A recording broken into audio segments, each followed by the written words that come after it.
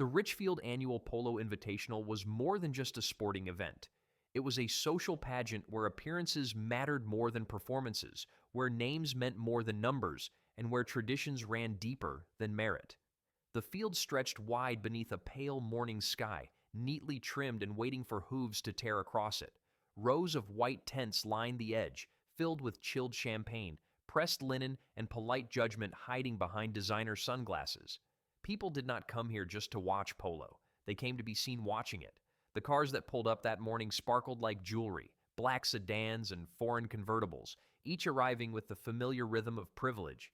Men in pastel blazers adjusted their cufflinks while laughing too loudly. Women in feathered hats floated past one another with slow glances and tight smiles. Into this parade of wealth and refinement drove a pickup truck with flaking paint and a horse trailer attached to the back. No one turned their head to admire it. No one clapped. It simply pulled in and parked itself at the edge of the lot, where the grass met the gravel. Out of the truck stepped a woman in clean jeans, scuffed boots, and a pale blue shirt rolled at the sleeves. She had a strong build and sun-warmed skin. No makeup, no jewelry, no entourage. Just one woman, moving with the kind of quiet purpose that often goes unnoticed. Until it does not. Her name was Elizabeth Granger, but no one there knew it yet. She walked to the back of the trailer and unlatched the gate, lowering it with practiced ease. From within stepped a horse, tall and lean, with a deep brown coat that shimmered like oil in the sun.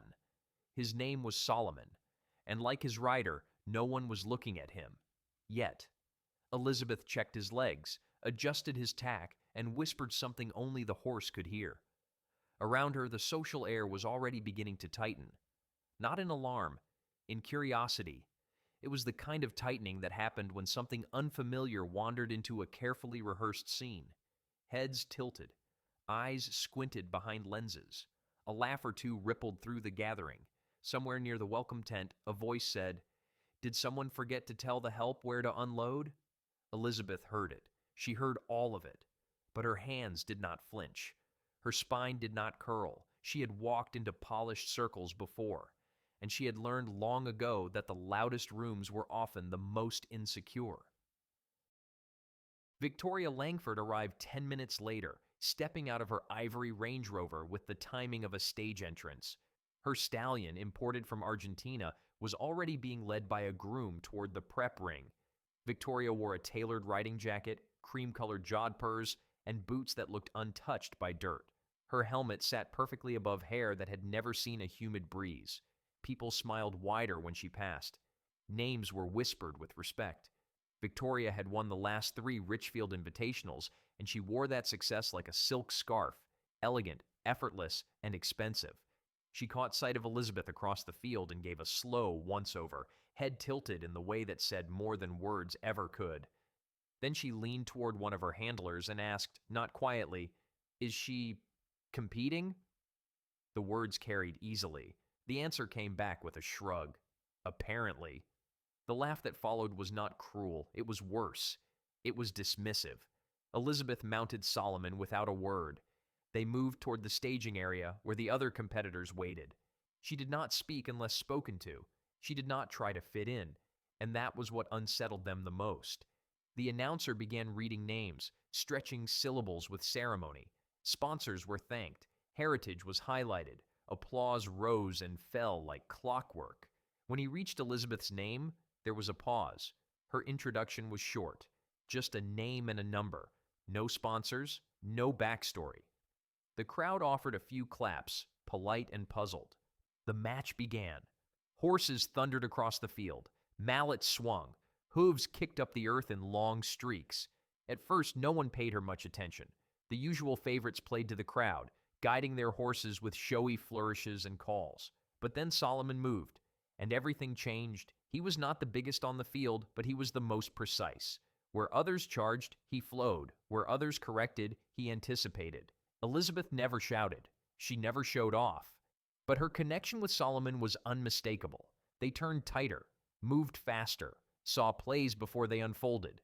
The murmurs in the crowd shifted tone. Laughter faded. Posture leaned forward. Even Victoria began to glance over more frequently. Elizabeth and Solomon were not winning by chance. They were winning by rhythm, by instinct, by something that no amount of breeding or branding could buy. With each pass, the applause grew louder, not for legacy, not for reputation, but for the undeniable brilliance of a woman and a horse who had earned every inch of that field, not through name, but through grit. By the second chuka, the crowd was no longer murmuring. They were watching, really watching. Elizabeth moved across the field like she had always belonged there, and Solomon, fluid, focused, almost eerie in his responsiveness, read the game with a sharpness that could not be coached. Their passes were clean, their shots cut through the wind, and their transitions had a kind of quiet confidence that made the rest of the field look forced. The scoreboard began to reflect it. 2 goals, then 3, then 4. Elizabeth was not dominating the match with brute force or flashy plays. She was slicing through it with precision and grace. Her posture stayed upright. Her eyes never left the ball. But it was not just her performance that drew attention now.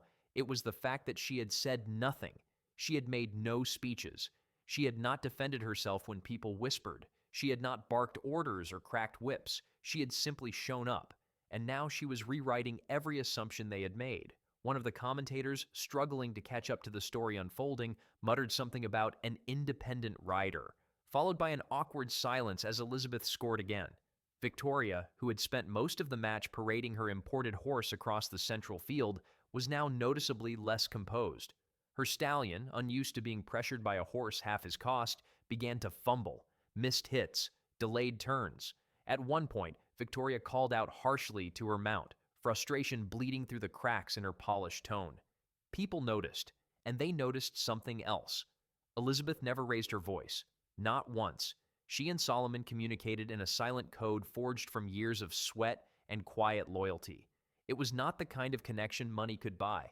It was the kind you built when no one else was watching. By the time the whistle blew at the end of the third chuka, the tide had fully turned. The applause was no longer polite. It was real. People who had laughed earlier were now leaning forward in their seats. Phone cameras rose. Conversations dropped. Elizabeth dismounted slowly, patting Solomon's side, then walking him along the edge of the field while others rushed for shade or champagne. She did not gloat. She did not smile. She just walked with him, as she had done 100 times before on 100 fields with no one to cheer her on. Except now, they were all watching. During the intermission, while riders rested and horses were watered, Elizabeth stood quietly beside her trailer. A young girl in a sundress and oversized hat approached, tugging on her mother's arm. "Can I say hi to the horse?" she asked. Her mother hesitated, glancing toward Elizabeth as if uncertain. Elizabeth crouched beside Solomon and nodded. "He would love that," she said gently. The little girl stepped forward, eyes wide, and Solomon lowered his head, letting her stroke his nose. The moment was small, but it rippled. More spectators turned, not for the spectacle, but for something else, something real, something rare. And then Victoria approached. Her smile was taut, her shoulders stiff. She stood a few feet away from Elizabeth, flanked by 2 handlers who shifted awkwardly as the silence grew. "You are good," Victoria said finally. Her voice was clipped, but not cruel. "Better than I expected." Elizabeth looked at her calmly, her expression unreadable. "Thank you." Another silence, this one longer. "Where did you train?" Victoria asked, and it sounded less like a demand and more like a genuine question. "I did not," Elizabeth replied, "not formally." She could have said more. About working ranches, about dawn rides before work, about mucking stalls and self-training and failing and trying again. But she did not. She did not owe anyone her story. Her horse had told it for her. The final chuka began under a sky that had turned gold at the edges. The field was tired now, hoof-marked and dusty, but Elizabeth and Solomon moved like it was the first play of the day. They did not sprint, they did not chase. They waited, they read the flow, and when the opportunity came, they struck cleanly. The ball moved downfield with a momentum no one could stop. One final goal, and then silence, then cheers, real ones, loud ones, the kind that ring down through your ribs. Solomon slowed to a walk as Elizabeth guided him off the field. People applauded as she passed. Some nodded, some clapped, some just watched. But no one laughed now, not one person. The woman they had dismissed, mocked even, had just dismantled every illusion of superiority they had brought with them to that match. She had not shouted. She had not insulted. She had not demanded attention. She had earned it, with her hands, with her patience, with a horse they all thought would not belong. But now, none of them would ever forget his name, or hers. After the match, people who had never spoken to Elizabeth before suddenly found reasons to. A man with silver hair and a navy pocket square offered her a drink from a private tent. She declined politely. A couple introduced themselves and asked if she had representation, if she would consider riding in the West Coast circuit. She thanked them and gave no answer.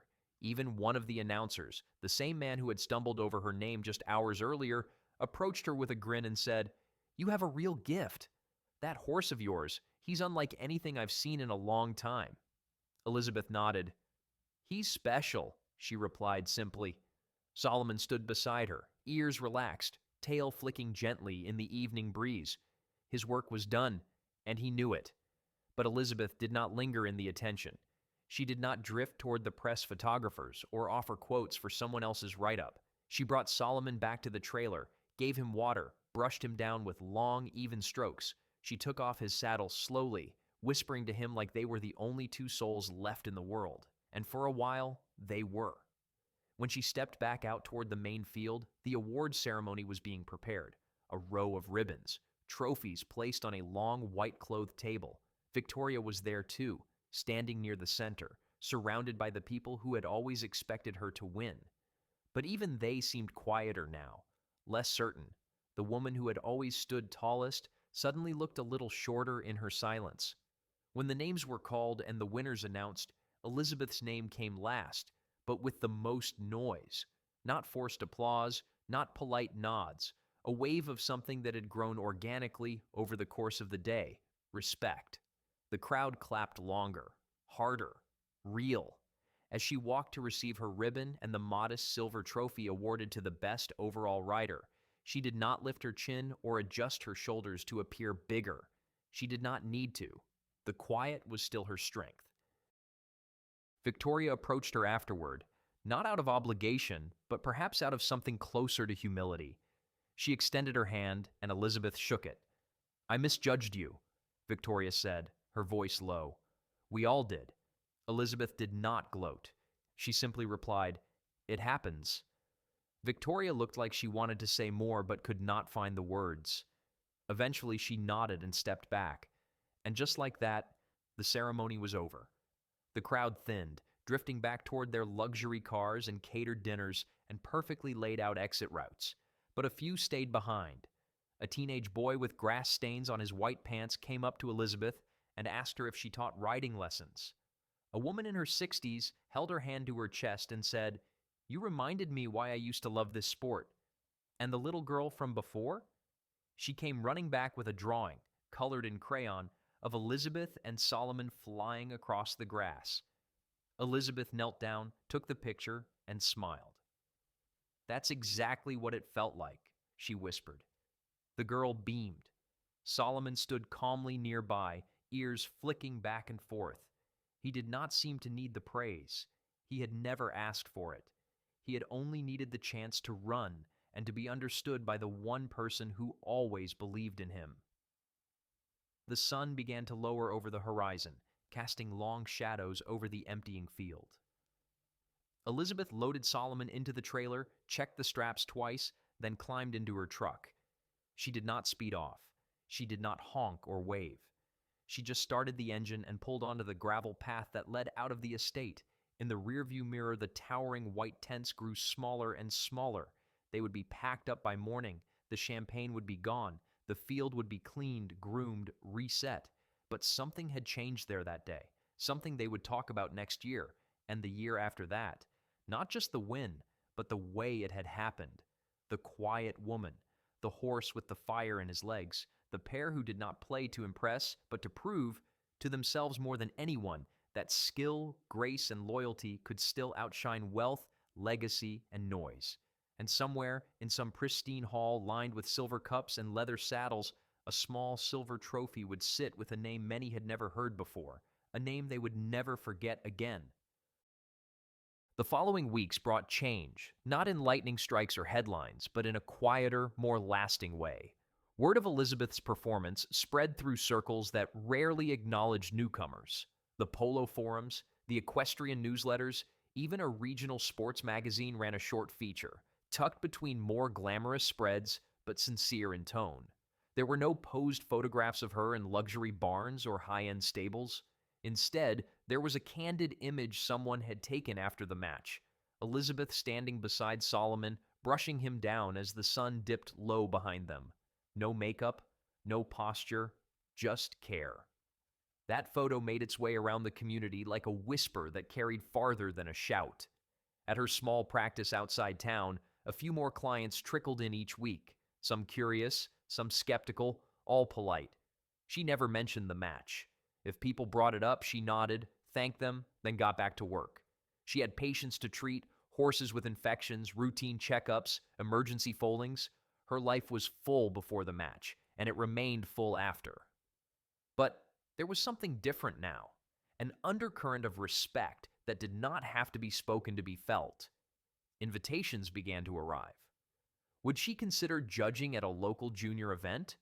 Would she be open to training a small team from a nearby school? Would she return to Richfield next year, not just as a competitor, but as a guest rider in their opening showcase? She responded to each inquiry with thoughtfulness, never rushing to say yes or no. The invitations were flattering, but not defining.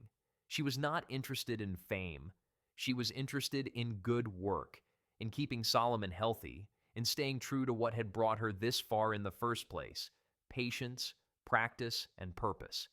Still, it was undeniable how the memory of that day lingered, not for its drama, but for the way it had shifted something beneath the surface. People spoke less confidently about appearances after that match. They hesitated before assuming, and for those who had watched closely, who had really seen what happened that day, something fundamental had cracked open.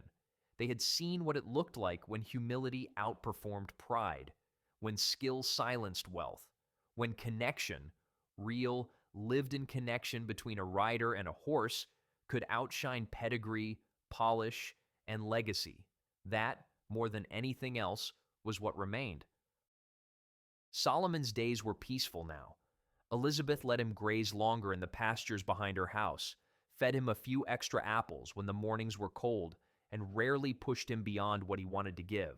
He had earned the quiet. Still, every once in a while, they would ride. Just the two of them. No crowds, no clock, no purpose beyond movement.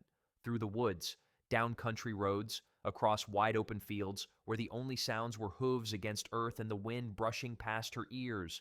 Those were the moments Elizabeth treasured most. No applause, no trophies, just freedom, just memory. Sometimes she would think back to the look on Victoria Langford's face. Not the first look, the dismissive one, but the last one, the one shaded with surprise, then respect. The truth was, Elizabeth had not gone to the match to prove anyone wrong. She had gone for herself, to see what she and Solomon were capable of, to do something bold and quiet and utterly hers. The fact that others had witnessed it was never the goal. It was a bonus, a ripple in a pond she had never planned to disturb. One afternoon, months after the match, Elizabeth received a handwritten letter in the mail.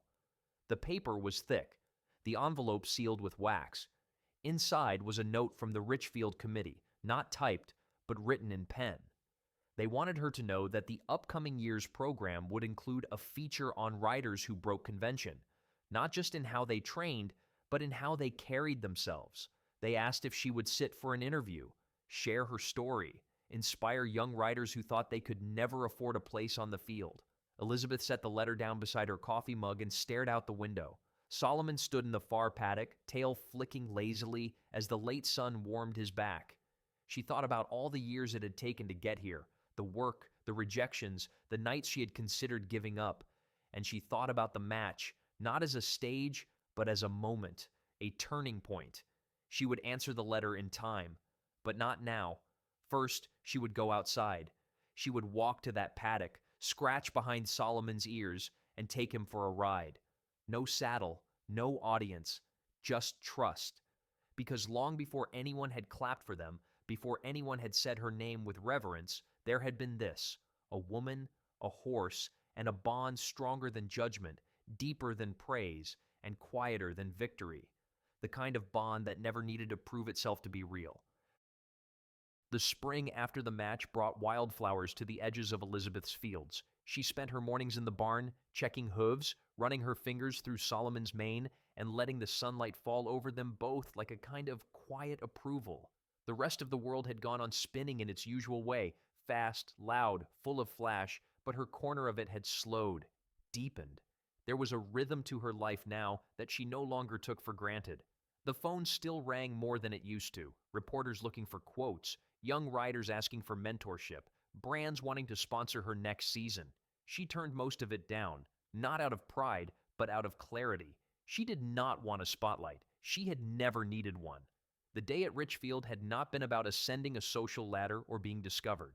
It had been a moment where her life's quiet labor, her discipline, her connection with Solomon, her ability to trust her instincts over expectations, was briefly visible to the people who normally never saw women like her. And that was enough. Some recognition had stuck, though. More families from across the state brought their horses to her clinic. Her calendar filled faster, but Elizabeth refused to let the match define her. She never hung the ribbon in her house. The silver trophy sat on a shelf beside horse brushes and saddle soap, not encased in glass or perched under a spotlight. It was not the symbol of her best day. It was just a marker in the long, patient story she and Solomon had built together. In town, a few faces lit up when they saw her. At the feed store, outside the diner. No one treated her like a celebrity. They just saw her now, really saw her. And maybe that was the most unexpected change of all, that by staying true to herself, without begging for attention, she had invited something rare into the world around her, respect earned without performance. That summer, she was asked to give a talk at a nearby riding school, just a short one, nothing formal. A group of teenage girls learning the basics of polo had asked if she would share what it was like to ride competitively without a major sponsor. Elizabeth agreed. She arrived in jeans and boots, hair pulled back, Solomon trailered behind her. The arena was simple: wooden rails, dusty ground, a few sun-bleached benches. She stood beside Solomon and told them the truth, that she had been laughed at, that people had assumed she did not belong, that her horse was not bought from a legacy breeder, but rescued after being left behind in a flooded pasture. She told them about the early mornings, the long stretches of doubt, the nights when she questioned whether her quiet way of doing things could ever break through the noise of a world obsessed with flash and credentials. And then she told them about the day that it did. When she finished, one of the students raised her hand and asked what it felt like to win. Elizabeth looked down at Solomon, who was quietly chewing hay beside her, and smiled. "It did not feel like winning," she said. "It felt like remembering who I was." Later, when the sun dipped low and the girls scattered toward their waiting parents, Elizabeth lingered by the trailer. A few of the girls returned, not to ask more questions, but just to be near Solomon. They pet his nose. One braided a section of his mane.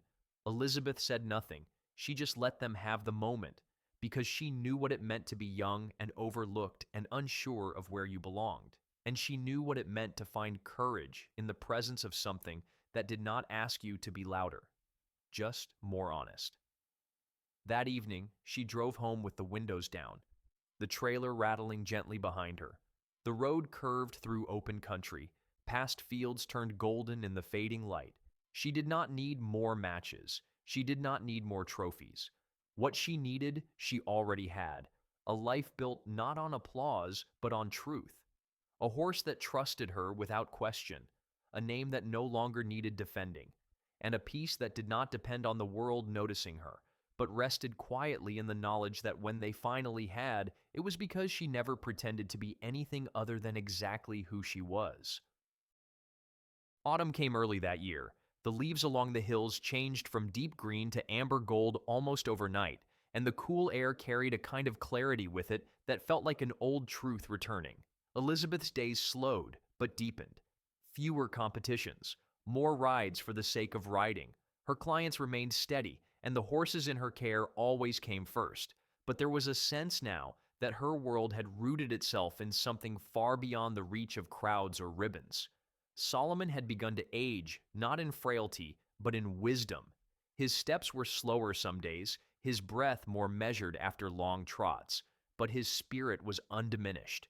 Elizabeth noticed the small things, the way he still perked up when he heard her voice, the way his ears flicked to her rhythm when she walked into the barn. Their connection was no longer just partnership, it was memory, it was home. People still talked about the polo match, not constantly, but it lingered in certain circles like a favorite story told around a fire. They spoke about the woman who showed up in a truck no one admired, with a horse no one knew, and walked away having changed the air around them without saying much at all. And while Elizabeth had no desire to relive it, she appreciated what it had become, not because it defined her, but because it had revealed something, for them, not for her. It reminded people that grace is not always loud, that greatness does not need glitter, that strength does not have to shove its way into a room to be felt. She had spent most of her life knowing those things in private. Now, others were starting to believe them too. Sometimes people still came by the clinic just to meet her, not tourists, not reporters, just quiet visitors. A retired rider who had lost confidence in the saddle. A young girl who had been told her rescue horse would never be good enough. A father who wanted his daughter to know what humility and excellence looked like when they were carried in the same breath. Elizabeth never tried to impress them. She showed them the same steady patience she gave her horses. She let them ask questions or not. She never gave them a show. She gave them something better, truth without pretense. A living example of what it meant to earn a name not by shouting, but by showing up. On a late Sunday afternoon, Elizabeth stood at the edge of her pasture and watched Solomon graze under a cloudless sky. The sun was low, painting the fences in soft light, the air still and full of late-season warmth. She rested her arms on the top rail and listened to the sounds of birds fluttering through the trees and the slow crunch of hooves moving through dry grass. This, she thought, was the prize. Not the silver trophy sitting in her office gathering dust. Not the sudden recognition or polite nods from strangers who once would have looked past her. It was this moment, this stillness, this bond, this life. The journey that brought her here had never been about revenge. She had not stepped onto that polo field to prove anyone wrong. She had stepped onto it because she had spent years teaching herself to trust what she had built. And in doing so, she gave others permission to rethink what mattered. In the following months, she was invited back to Richfield. This time, not as a competitor, but as an honored guest. The letter was hand-signed. It offered a speaking opportunity, a chance to sit on a panel about women in sport. She smiled when she read it, not out of satisfaction, but out of quiet surprise. They had finally learned what she had known all along. Some of the strongest voices are carried not in microphones, but in presence. She accepted, but with one request: Solomon would come with her. Not to perform, not to parade, just to stand with her, one more time, at the edge of the field where everything had changed and nothing had changed. On the day of the event, she wore the same boots, the same jacket, her hair tied back. Solomon's coat had grown a little grayer around the muzzle, but his eyes were still sharp. As they walked across the grass, a silence settled over the crowd. Not because they were uncertain, but because they remembered, and this time they understood. Elizabeth did not give a long speech. She thanked them for the invitation. She spoke briefly about the importance of trust between horse and rider. She reminded the young people in the audience that legacy is not something you inherit. It is something you create, step by step, ride by ride. And when she finished, she placed her hand gently on Solomon's neck, turned toward the field, and let the silence speak the rest. It said everything that ever needed to be said. The day after the Richfield event, Elizabeth returned home to find a bundle of letters waiting at her doorstep. Not typed, not emailed, written by hand. The envelopes were soft at the corners, worn from passing through sorting machines and the hands of nervous writers. There were notes from riders she had never met, stable hands who had watched her match from the far edge of the field, young girls who had seen the video online and written with trembling pen strokes, asking how to keep believing in themselves when no one else did. Some shared stories of being benched, of being told they were too quiet, too awkward, too late to start. Some did not ask questions at all. They simply said, "Thank you." There were thank yous not just for the writing, but for what it had meant to see someone who looked like them, unpolished, unconnected, quietly certain, hold her ground in a place built to keep people like her outside the ropes. Elizabeth read every word. She did not cry, not because she was unmoved, but because she understood. Their gratitude was not for her victory. It was for her presence, for her refusal to bend under the weight of assumptions, for the way she showed up exactly as she was and let the work speak first. She wrote back to each one eventually, not with speeches, not with advice, just a few lines and always the same reminder. What you build slowly lasts longer, and what you do quietly is sometimes heard the loudest. Outside her house, the pastures stretched wide. Solomon stood beneath the sycamore tree, swishing his tail, blinking slowly in the shade. He was older now. His runs were shorter, his rests longer, but the spark remained. He still lifted his head when she whistled, still trotted to the gate when she called his name, still moved with that grounded grace that made people pause. But he did not need to perform anymore, not for ribbons, not for recognition. He had nothing left to prove, neither did she. They had walked through a world that had not been built for them and left behind something undeniable. In town, people still mentioned her name from time to time. A cafe had framed a newspaper clipping of her from the year she won the match. Not the headline, just a photo. Her and Solomon standing quietly off to the side of the field, both of them looking ahead, neither smiling nor posing, just being. It was that photo that stayed with people. Not the moment of victory, but the moment of stillness that followed, the part where the truth lived. Some years later, when the Richfield Invitational expanded to include community clinics, they asked her to return once more, not as a guest, not as a competitor, but as a teacher. She agreed, but again with one condition: no microphones, no stages, no introductions read aloud. She would meet the riders on the grass, walk beside them, let them ask whatever they wanted. She spent the afternoon moving from one cluster of students to another, adjusting saddles, guiding hands, correcting posture with a patient word or a raised eyebrow. No cameras followed her, no spotlight circled. But at the end of the day, nearly every rider stood a little straighter, not because they had learned how to hit harder, but because they had seen what it meant to ride with conviction. That night, as the sun dropped behind the hills and the sky turned lavender and gold, Elizabeth returned home and sat on the porch with Solomon resting nearby. The world was quieter now, not smaller, just more peaceful. She had ridden through doubt. She had ridden through mockery. She had ridden through the kind of silence that tries to make you forget your own worth. And she had come out the other side, not with fame or wealth, but with something stronger, a life of her own making, a name that had never depended on anyone else to define it, and a horse who, even in his stillness, reminded her of everything they had built, step by step, stride by stride. The kind of story that did not need retelling, because those who saw it had never forgotten it. And those who needed to see it would always find it waiting, not in headlines, but in the quiet strength of a woman who showed the world exactly who she was, without ever having to say a word. It was nearly dusk when Elizabeth received a phone call from someone she had not spoken to in years. The voice on the other end belonged to a former competitor, a woman who had once ridden for a club that never bothered learning Elizabeth's name. Her tone was different now, softer, slower. She said she had watched that year's Invitational again.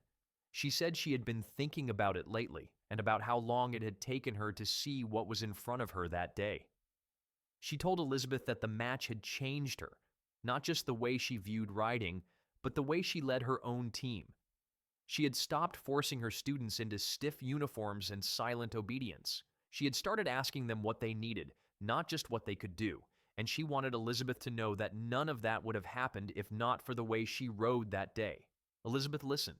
She said thank you, and when the call ended, she sat for a long time on her porch, the phone resting face down beside her. It was never about the match. Not really. It was about what people carry away from something they cannot forget. The ripple was never meant to be loud. It was meant to be lasting. That night, she walked out to the barn where Solomon slept. She did not turn on the lights. She moved by memory. She ran her hand down his back, felt the gentle warmth of his breathing, the slight shift of his weight as he acknowledged her presence. He leaned into her shoulder the way he always did, not needing anything, just recognizing that she was there.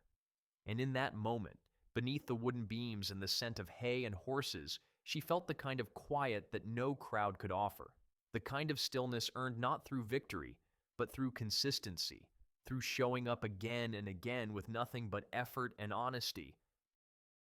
The seasons changed again. Spring returned. The fields bloomed. The wind warmed. Elizabeth continued her work, each day shaped by care rather than ambition. But the world outside her little valley kept knocking gently and more often. A documentary team asked to include her in a short series about untraditional victories in sports. She said no. A brand offered her a contract to wear their logo at the next local invitational. She turned that down too. But when a rural school asked if she would come speak to their graduating class, a school where most of the students came from working farms and none of them had ever seen a polo match, she said yes. She arrived in jeans. Same as always, her hair tied back, Solomon staying home this time. She spoke in a gymnasium that smelled like linoleum and old pine floors. She told them a story, not of triumph, but of showing up, of not needing to prove anything but refusing to back down anyway. She told them about mistakes, about days when the only thing she could afford was to keep going, and about how there is more honor in steady effort than in 100 empty praises. When she finished, the room was quiet for a long moment, and then it filled with applause, not the kind that echoes, but the kind that rises up from chests full of recognition. They saw her, not for what she had done, but for what she had endured without letting it harden her. She stayed long after the lights dimmed, signing yearbooks, taking photos, answering questions, not because she owed them anything, but because she knew exactly what it meant to meet someone who reminded you that your story was not too small to matter. Later, as she drove home along the winding roads, the last rays of light cutting across the hills, Elizabeth felt something new settle in her chest. It was not pride, it was not even peace. It was something closer to fulfillment, the kind that comes from knowing that the smallest thing you do, the way you ride, the way you treat someone, the way you hold your ground when the world tells you to move, might live longer than you ever will. And that was enough. Years passed, and the story of that polo match became something of a local legend. It was not retold for its drama, but for its meaning. People spoke of Elizabeth not as the woman who won, but as the woman who redefined what winning looked like. The ribbons and trophies faded into the background. What stayed was the image of her riding with quiet precision, the sound of silence turning into awe, and the lesson she left behind for those willing to notice. She did not chase attention. She did not seek revenge. She did not build a brand around that moment or try to stretch it into something it was not. Instead, she poured herself back into her small practice, her community, and her horse. Solomon lived out his final years gently, surrounded by the same care that had carried him to greatness. He passed on a calm autumn morning just after sunrise. Elizabeth sat beside him in the pasture, his head resting against her leg, the grass cool beneath them both. There were no goodbyes, only gratitude. He had given her more than she could ever repay. In the weeks that followed, the town gathered to honor him, not with banners, but with stories. Riders who had learned from watching him, children who had drawn pictures of him, old farmers who had never stepped onto a polo field but swore they had never seen a horse carry himself like Solomon.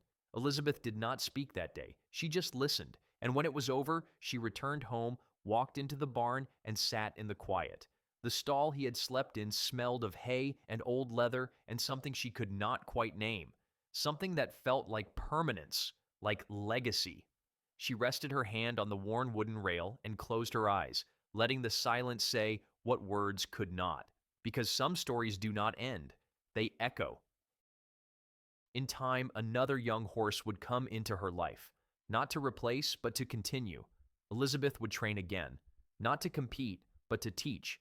She would walk the same trails, clean the same stalls, laugh at the same wind that kicked dust across her boots, and now and then, at a local match or a school arena or a sunlit pasture where someone asked her how she got started, she would tell them about Solomon, about one day at Richfield, about a moment when the world looked the other way, and what happened when it turned back and finally saw her.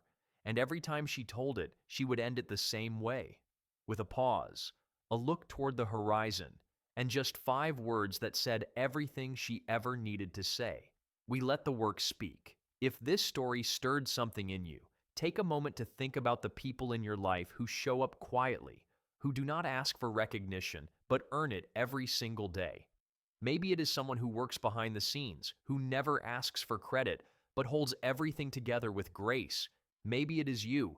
Maybe you have been walking through the world unnoticed, underestimated, and uninvited, waiting for your moment to prove that who you are is more than enough. If that is the case, we hope this story reminded you that the most powerful victories often do not happen under spotlights. They happen in silence, in effort, in the patient choosing of integrity over performance.